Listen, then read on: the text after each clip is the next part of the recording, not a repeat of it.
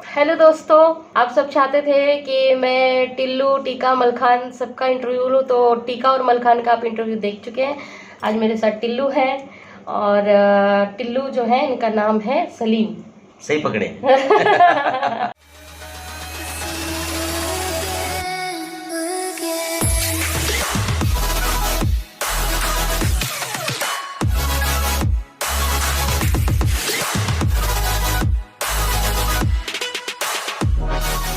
तो ये भी बहुत फेमस कैरेक्टर है और बहुत सारे इवेंट्स में डिमांड होता है इनका। अरे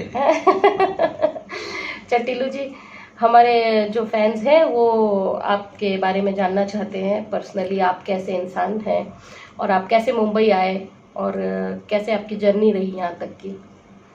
सबसे पहले तो सोमा जी, मेरे जितने भी चाहने वाले हैं, आपके चाहने वाले और देश के चाहने वाले, उन सबको नया साल बहुत बहुत मुबारक। मालिक से दुआ करता हूँ कि ये साल सभी के लिए शुभ रहे और जिनकी तमन्नाएं, हसरतें, आरज़ू हैं वो सब पूरी हों। और जैसा आपने पूछा कि मैं मुंबई कब आया, तो मैं 2013 में मुंबई आया था। अच्छा। जब फिल्म भाग मिल्खा भाग मेरी रिलीज हुई थी। अच्छा। उसमें मैंने सलीम पाकिस्तानी जर्नलिस्ट का किरदार किया था। तो ओह। 20 जुलाई 2013 को वो रिलीज हुई थी, तो मैं यहीं पर था। और उसके बाद मुझे कमर्शियल ऐड मिले अमिताभ जी के साथ, केबीसी का, रणवीर के साथ, रेनॉल्ड का और आमिर खान के साथ कुपोषण का। तो ये करते करते एक फिल्म आई ट्रिप टू भानगढ़, जिसमें मैंने मीना सिंह होला का किरदार किया। और वो आने वाला है अब साल 2015, जिससे आज हम मुखातिब हैं, यानी कि टिल्लू। तो टिल्लू का जो सूरज का उदय हुआ वो हुआ 2015 में। उसके बाद गुर्दे छीलना शुरू कर दिए। तो ये रहा हमारा मुंबई आने का सबब। और भाभी जी कैसे मिला आपको? भाभी जी, जब FIR चल रहा था, तो एंड में मैं शशांक सर से मुलाकात हुई थी मेरी, और वो FIR बंद होने वाला था, तो उन्होंने कहा था कि एक शो शुरू हो रहा है। तो एडिट 2 से हमारे पास कॉल आया, तो वहाँ हम टिल्लू का ऑडिशन देने गए।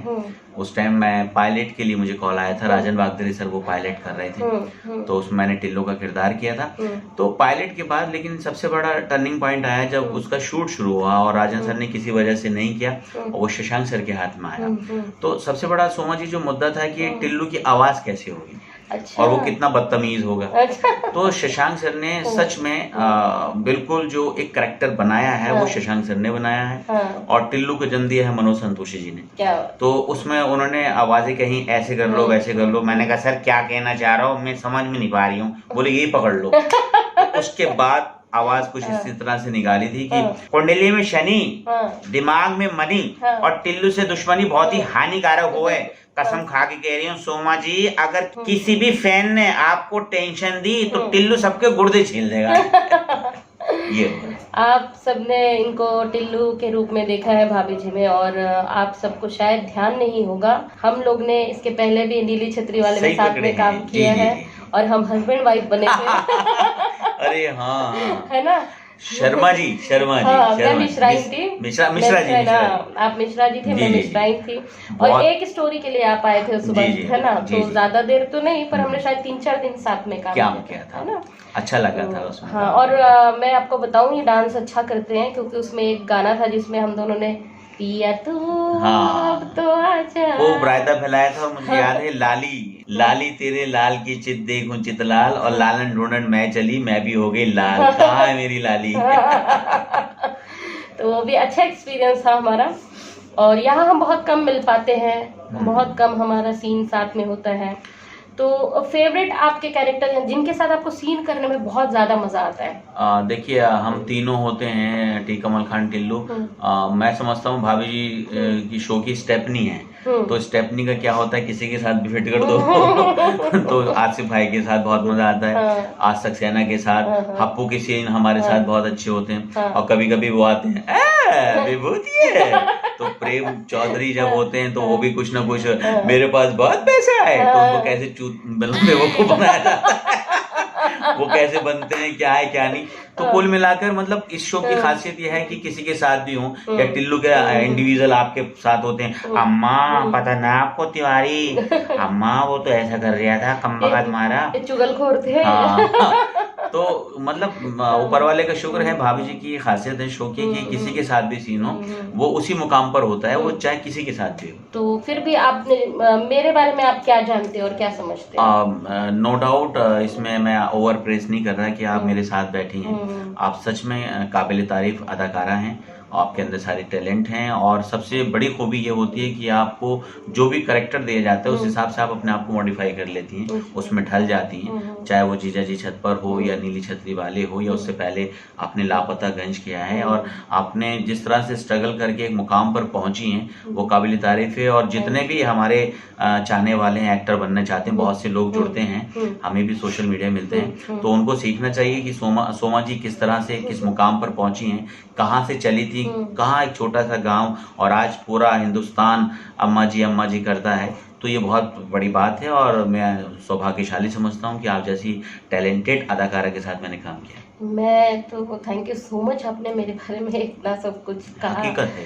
बट मैं अपने भगवान का शुक्रिया अदा करना चाहूंगी, और मेरी मदर मुझे बचपन से ललिता पवार की एक्टिंग कराती थी। अच्छा। वहीं से मेरे अंदर सास का कीड़ा आ गया था तो बचपन से मैं सास बनना चाहती थी तो मेरी मम्मी का बहुत बड़ा हाथ है इसमें। अच्छा। उसके बाद यहाँ आने के बाद में एक तो मुंबई बहुत बड़ा टीचर होता है। अरे बिल्कुल बिल्कुल। हर किसी को स्ट्रांग बना देता है, हर किसी के अंदर का टैलेंट बाहर लेके आता है, मेहनत करना सिखा देता है इंसान को, है ना। तो मुंबई भी एक बहुत बड़ा टीचर है। उसके बाद मैंने लापतागंज ज्वाइन किया, तो उसमें अश्विनी सर और हमारे धर्म वर्मा जी थे डायरेक्टर। जी।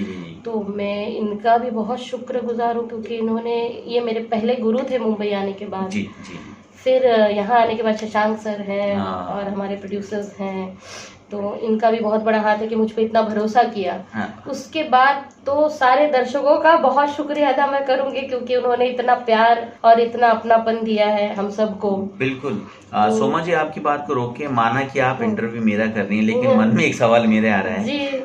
आपने माशाल्लाह बहुत सीरियल किए, लेकिन मैं ये जानना चाहता हूँ कि जो भाभी जी की टीम बनी है अपनी, जो एक आपस में अंडरस्टैंडिंग है, प्यार मोहब्बत है, और कहाँ ऐसा आपको मिला जो बहुत जो टीम होती थी आपस में, ये नहीं कि ईगो है, एटीट्यूड है, फला है, उससे बात नहीं करनी है, वो अपने रहा हम अपने रहा, तो किस कौन सी टीम आपको मजेदार लगी? अच्छा, जैसे भाभी जी की टीम है एक। हाँ, भाभी जी की टीम तो है, पर मुझे मे आई कम इन मैडम में बहुत मजा आता था। अच्छा। हाँ, मे आई मैडम में अपना ये थे संदीप आनंद थे, नेहा थी, सपना थी, जी, और अपना दीपेश मेरा लड़का बना था। हाँ। तो वो टीम भी बहुत मजेदार थी और अच्छा लगता था कि हम एक साथ हम लोग लंच किया करते थे। अच्छा। तो उसमें सब हम खाना घर से लेके आते थे, और स्पेशली संदीप, मैं और हमारे जो डायरेक्टर थे ऋत्विक, हम लोग बैठते थे साथ में। और हमारा बहुत बड़ी वाली नॉन वेज नहीं है नहीं, अब कम हो गया तो हम लोग बहुत शौकिया तौर पे हम लोग खाते थे, क्योंकि हम तीनों खाने के शौकीन थे। अच्छा। तो हम तीनों में से कोई एक मिसिंग होता था तो हम उसको बहुत मिस करते थे, क्योंकि एक पार्टनर खाने वाला, मतलब पार्टनर खाने वाला या उसका टिफिन को मिस करते थे फिर हम जो है वहाँ पे खाना बना के लाते भी थे, और मैं कई बार वहाँ पे बैंगन भाजा बनाती थी। अरे वाह। तो वो मेरे हाथ का सबको बहुत पसंद था। तो संदीप अक्सर बैंगन और उसके जो तेल वगैरह ला के दे देता था। तो लंच में वो ड्यूटी मेरी होती थी कि मैं बैंगन फ्राई करूं, और टेबल पे जितने लोग हैं सबके लिए कुछ इतने बड़े बड़े 2 बैंगन होते थे। तो वो सबके लिए मैं फ्राई करती थी, और जो बैंगन नहीं खाता था वो भी खा लेता था कहता था ये तो मछली दिख रहा है अरे वाह। तो फिलहाल दोस्तों, चलते चलते इतना ही कहना चाहेंगे कि जिंदगी जो है कुदरत का दिया हुआ एक अनमोल तोहफा है, बहुत खूबसूरत तोहफा है, और कोशिश करिए कि अपनी जिंदगी में कुछ ऐसा काम कर जाएं जिससे कि आने वाले लोग आपको याद रखें। बस दूर रहना है आपको रियाकारी से, घमंड से, तकब्बुर से और लालच से। काम करो बड़ी ईमानदारी से, शिद्दत से। और ये एक बात याद रखना दोस्तों, मैं एक शेर के जरिए बात को समेटता हूँ कि ए आसमां तू जो इतनी बुलंदी पे इतराता है, क्या बात, ए आसमां तू जो इतनी बुलंदी पे इतराता है, भूल जाता है जमी से ही नजर आता है। क्या बात है। तो इसलिए डाउन टू अर्थ रहिए, जमीन पे रहिए, अच्छे से काम करिए, लोगों के दिल जीतने की कोशिश कीजिए, फिर मजा आएगा। क्या बात, बहुत खूब, बहुत बड़ी बात कही आपने। बिल्कुल। और हमारे जितने भी नए दर्शक जो मतलब चाहते हैं कि इंडस्ट्री में आए, तो उन्हें कई बार ऐसा लगता है कि वो हमसे अप्रोच कर दे कि मैडम प्लीज़ आप बोलेंगे तो हो जाएगा, या सर आप बोलेंगे तो हो जाएगा, हमें काम मिल जाएगा, हमें भाभी जी में आना है, हमें एक्टिंग करना है। तो मैं चाहती हूँ कि आप इन्हें बताएं, चीज इतना आसान नहीं है। हाँ, अगर हमारे कहने पे होता तो हम तो अपनी पूरी फैमिली वालों को खड़ा कर देते इंडस्ट्री में। हाँ, बिल्कुल दोस्तों, यहाँ पर बस इतना कहना चाहता हूँ कि शॉर्टकट कभी ना अपनाइए कि किसी का जरिया। बेशक सोमा जी आपके काम आ सकती हैं, सलीम ज़ैदी आपके काम आ सकता है, लेकिन आप पहले अपने आप को पहचानिए, अपने टैलेंट को पहचानिए, और जो अच्छे प्रोडक्शन हैं वहाँ पर आप जुड़िए। और आजकल तो गूगल पे आपको सब कुछ मिल जाएगा, हर प्रोडक्शन का एड्रेस मिल जाएगा, अपने ऑडिशन को वहाँ तक पहुँचाइए। बस कोशिश ये करिए कि सही ट्रैक पर चलिए, सही गाड़ी में बैठिए, मंजिल पर आसानी से पहुँच जाएंगे। ये राय मशवरा कर सकती हैं, आपको बता सकती हैं, लेकिन टैलेंट आप ही का काम आएगा। बिल्कुल। तो कोशिश करिए, अपने बलबूते पर आगे बढ़िए। बाकी हमारी दुआएं हमेशा आपके साथ हैं। एक गाना हो जाए चलते चलते फिर। जी गाइए। आप गाएं? मैं क्या गाऊं? गाने वाले तो हमारे पीछे बैठे आइए सर, आइए जल्दी आइए, आइए तीनों मिलके गाते एक साथ। हाँ चलते चलते। Okay ready, 1 2 3 start. चलते चलते मेरे ये गीत याद रखना, कभी अलविदा ना कहना, कभी अलविदा ना कहना, कभी। Take care, bye, God bless you.